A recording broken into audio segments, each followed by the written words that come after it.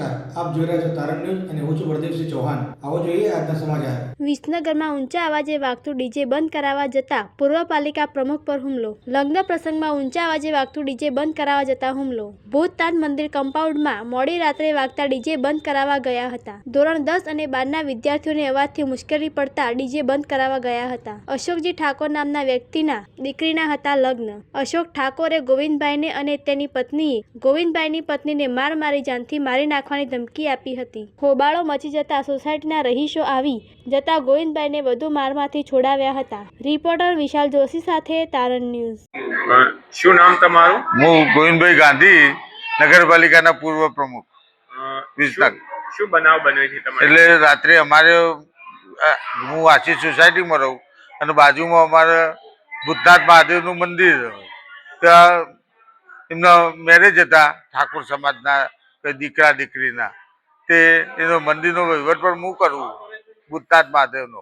તો અમે એમને મેરેજ કરવા માટે એમને એ જગ્યા અમે આપેલી નક્કી કરીને. પછી એ લોકોને કંઈ ડીજેની વાત થયેલી નહીં અને છતાંય પણ એ લોકો રાત્રે ડીજે લાયા. તો કશો હતો કીધું ચલો ડીજે લાયા હોય તો એમને સમય થશે એટલે 12 વાગે બંધ કરી દેજો, એવું મેં એમને સૂચના આપી. એટલે 12 વાગે બંધ કરી નહીં એટલે હું બંધ કરાવવા ગયો રાત્રે કે ભાઈ અત્યારે ધોરણ 10 ને 12ની પરીક્ષા ચાલતી હોય તો ડીજે તમે બંધ કરી દો, લોકો ડિસ્ટર્બ થાય બાળકોને.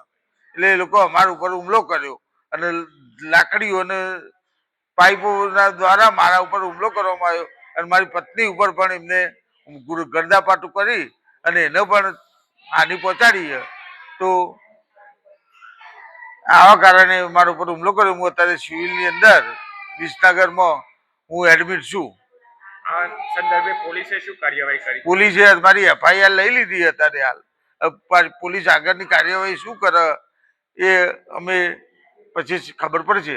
કેટલા લોકોએ હુમલો કર્યો હતો? એ લગભગ 10-12 જણા હતા અને બીજું તો હતી બધા કઈ લોકો. એવી રીતે હુમલો કર્યો. ડીજે બંધ કરાવવા મુદ્દે હુમલો થયો? આ ડીજે બંધ કરાવવા હું નીકળ્યો ઘરેથી રાત્રે 12 વાગ્યા. એટલે મેં કીધું લાવો, મારા સોસાયટીના 2-3 ફોન આવ્યા કે ભાઈ ગોવિંદભાઈ તમે ડીજે બંધ કરી આવો, તમે તો એના વહીવટદાર હો. તો હું બંધ કરાવવા ગયો તો મારા ઉપર એમને આ રીતે હુમલો કાવતરો કરી અને મને ગાળો બોલી અને પછી લાકડીઓ પાઇપો દ્વારા મને મારવામાં આવ્યો. એટલે મારો જીવ બચાવી અને હું નાઠ્યો તો હું આજે બચી શક્યો. તમને હોસ્પિટલમાં કોને પહોંચાડ્યા? એ અમારો ભત્રીજાએ મને અહીંયા લાયા અને મને એડમિટ કર્યો રાત્રે. મને કઈ ભાન હતું નહીં.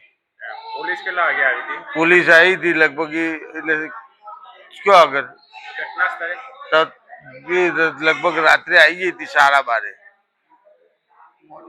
મોડી આવી હતી પણ 12:30 આવી ગઈ હતી. હું તો અહીંયા એડમિટ હતો.